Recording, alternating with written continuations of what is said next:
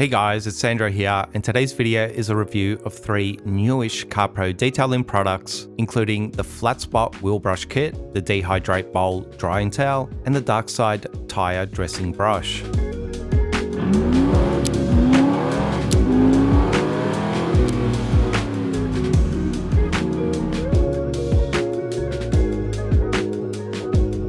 Now, I actually started this review a few months back when I first got my hand on these products. A lot's been happening, which prevented me from finishing it, but I hope the extra time I've had with them will be helpful in drawing some better conclusions. But let's jump straight into it with the FlatSpot wheel brush kit. So, what is it? According to Carpro, it's a set of 2 inner barrel brushes designed to get into every corner of even the most complex wheel. Both brushes are equipped with 2 or 4 in total, easily replaceable, high quality and durable microfiber tips, each offering distinct abrasion levels including soft and mild. The brushes from handle to tip measure about 500mm long, the cleaning heads themselves are about 200mm long, and while the wider brush measures 15mm wide, both brushes spot a super thin 12mm thick profile. And that's really the main or more unique feature of these wheel brushes. They're super thin design to reach into and better clean more intricate wheel areas and behind brake calipers where most wheel brushes won't fit. Here locally, the set retails for about 50 AUD. I couldn't seem to find any US listings for them, but they do seem a little more expensive in the European and Canadian markets. So that's a quick rundown of the Carpro FlatSpots, but let's dive a little deeper into what they're actually like.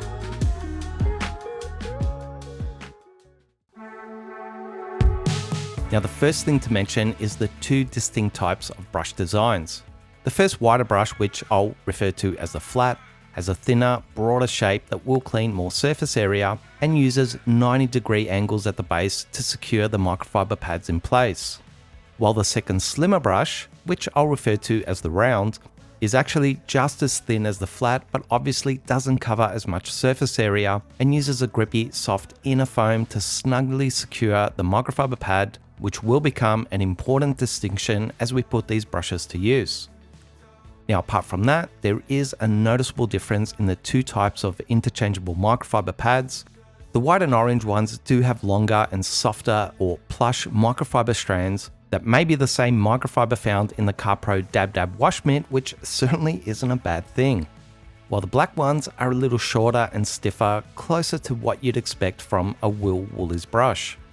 The handles of the brush sport a thick, comfortable and grippy foam with the Carpro logo embedded and are permanently secured to the shaft with some handy hanging holes for storage.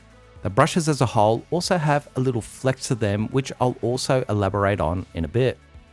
And just for reference, the round brush is actually similar and maybe even a touch thinner in diameter than the smallest Will Woolies brush, but obviously with a longer reach and handle.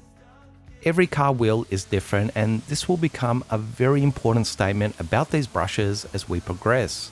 But firstly, as you have a look at some footage on these Alfa Romeo rims, I can honestly say that both the flat and round brushes worked very well here. That is to say, there was little to no areas within the wheel barrels where the brushes got stuck or caught up on or couldn't effectively access and clean. The flat brush seemed quicker at cleaning behind the brakes and over the circular inner barrel, while the round brush seemed to be able to glide and access more intricate areas around the brakes, as well as in between the smaller rim openings and even into the lug nut areas. Now, between the orange and black microfiber pads, I can't say that throughout all my testing I noticed a significant difference in terms of effective cleaning ability. It did, however, feel like the orange pads glided more freely, felt more plush and less aggressive on the wheel surface, which did seem to indicate they would be less likely to scuff or swirl your more sensitive wheel finishes. Alternatively, on very neglected and dirty wheels, it felt like the black pads may be a better option to cut through more significant grime at a quicker rate. I would also guess that in the long run, the black pads may turn out to be a little more durable. In any case, I think it's quite nice to have the option of the 2. Another point worth mentioning is that I did find the microfiber pads to release the lifted grime off the fibers quite easily with just a quick dunk into some soapy water and a squeeze out, while a blast with the pressure washer at the end seemed to effectively get them near perfectly clean, and that was after cleaning 2 sets of wheels in a row.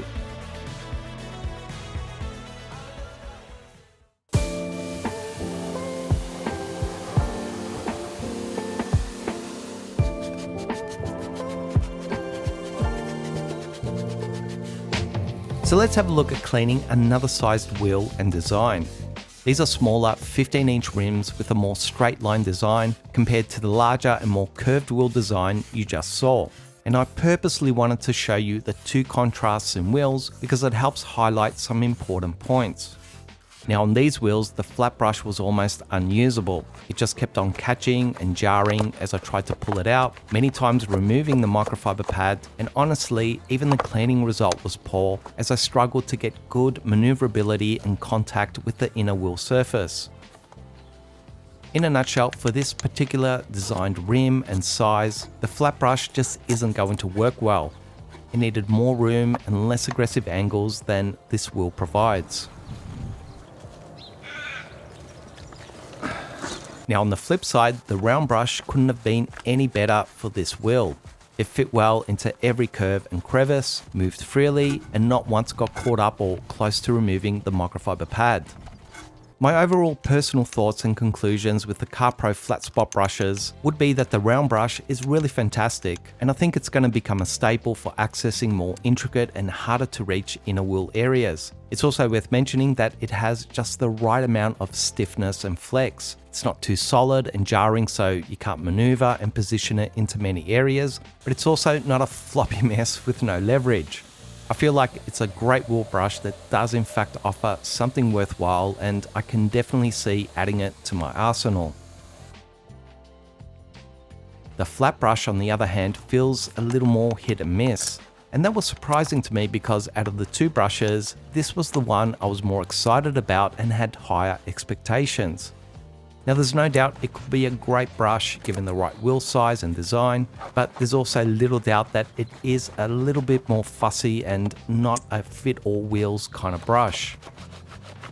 I also feel that unlike the round brush that seems to have a far more secure fit with the microfiber pads, the flat brush needs a better solution here to more securely fasten the microfiber pads. A final thing I would add is that I removed the round rubber guards. You can actually just stretch and slip them off the handle, and to me they move around too much and are just annoying and get in the way, and honestly are just unnecessary in my opinion. Here in Australia, a set of 2 wheel woolly brushes that I do use and quite like cost almost $100.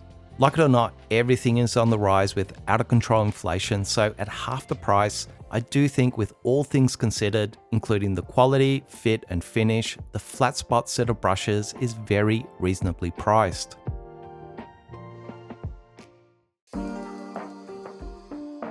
Next up is the Carpro DHydrate Bold.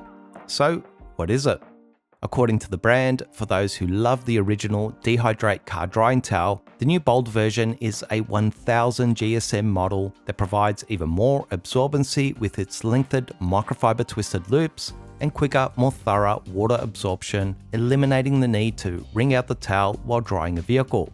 It's made in Korea with an 80-20 microfiber blend, measures 68 by 89 centimeters, sports a microfiber edge, is tag-free, lint-free, and stays soft and paint-safe wash after wash.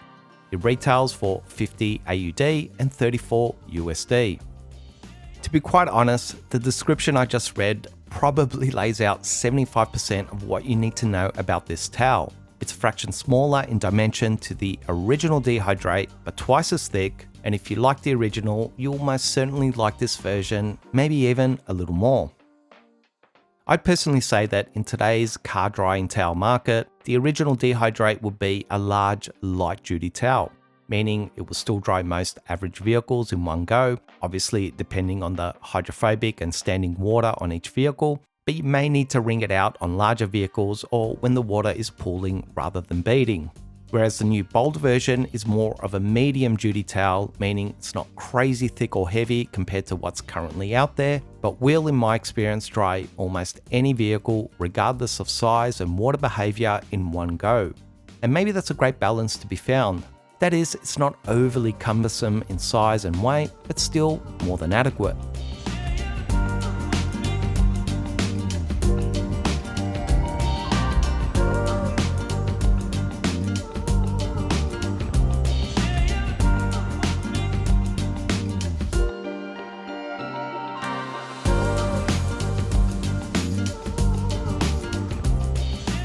In just a quick shot I set up here, hopefully you can see that the original DHydrate is filling up with water at about twice the rate of the bold version, and I'm pretty comfortable in stating that throughout all my testing, it did seem to hold roughly twice the amount of water as the original.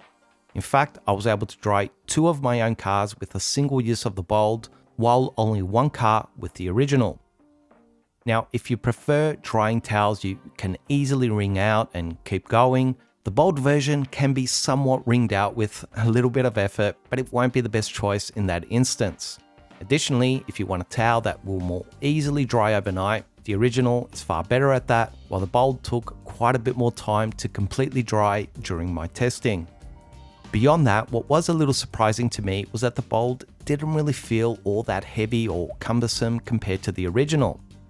Now, that's not to say you won't notice a difference, especially once the towels get saturated, but it's not as big of a difference as I would have anticipated. The bold glides over the paint almost as easily and freely as the original, the water absorption seems a little better and even quicker, and the extra weight actually helps keep the towel more planted on the surface during windy days. Here locally, the original DHydrate retails for about 40 AUD, while the bold is just $10 more at 50. Now, that's a lot of money for a drying towel, and quite honestly, that's been the main reason I've gotten the original DHydrate for home use rather than getting a few for work. But I do like these towels, have so since day one, with price being the only real con I can point out. But for only $10 over the original, it's really a no-brainer that the new bold, from its increased performance to added softness, is just way better value, and I think just an overall superior upgrade in almost every way.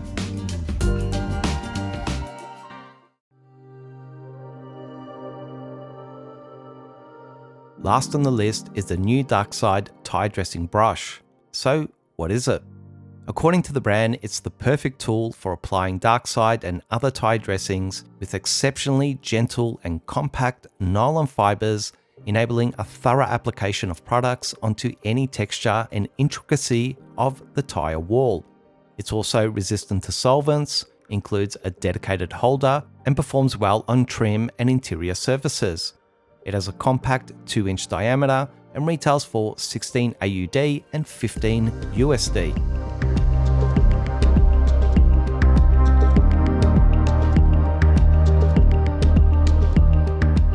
Now, the thing that surprised me most about this brush, apart from how small it is, it definitely looks bigger in the pictures, was just how densely packed the nylon bristles are. In fact, I'll say I've never seen any brush with so many tiny bristles packed so tightly. The other thing is just how smooth the bristles feel. I wouldn't describe them exactly as soft, but certainly silky and luxurious. So even just on the surface before using the brush, it already looks and feels different to any other brush I own. Now, I'll counter that with the fact that I have seen similar and almost identical looking brushes online in the past, so I don't think Carpro is the first to release at least this style of brush, but it is the first one I've actually gotten to test out.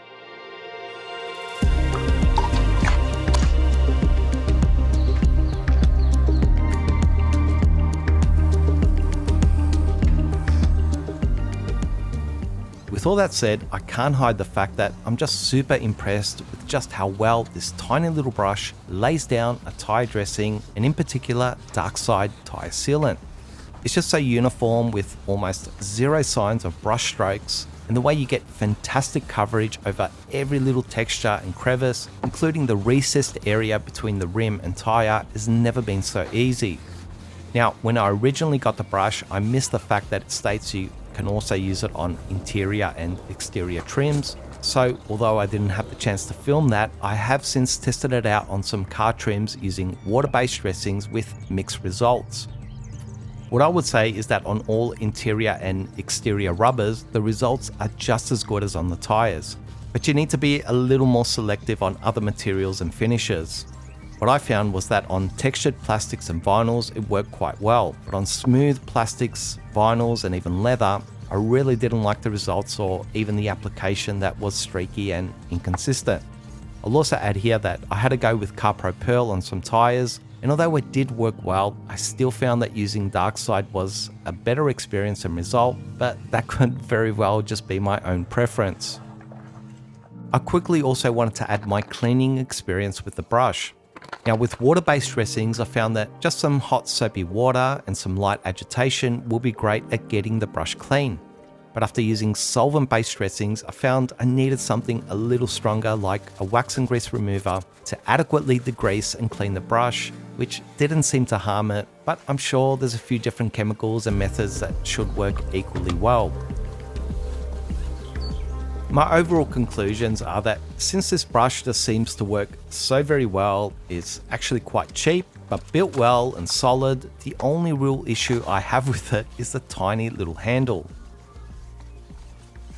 Now my hands would be average, I'm usually a medium to large glove size, but after clenching that tiny little handle for just a few minutes, my hand was a bit cramped and sore.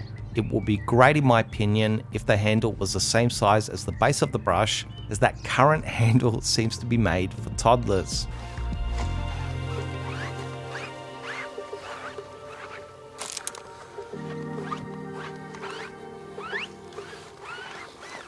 I would also say that although Carpro does describe this brush not only for tires but also for trims, to me tires is where it really excels, and perhaps general rubber trims. But for a lot of plastics, vinyls, leathers and so on, I don't think it's going to be the best applicator in that instance. Well, I think that's about it guys. I'll try and add all the links I could find in the description box. Feel free to ask any questions I didn't cover in the video. And if you'd like to help support this channel and future content, you can do so by buying me a coffee at buymeacoffee.com/ccad or hit the thanks button below the video. Stay strong, God bless, and I'll see you in the next one.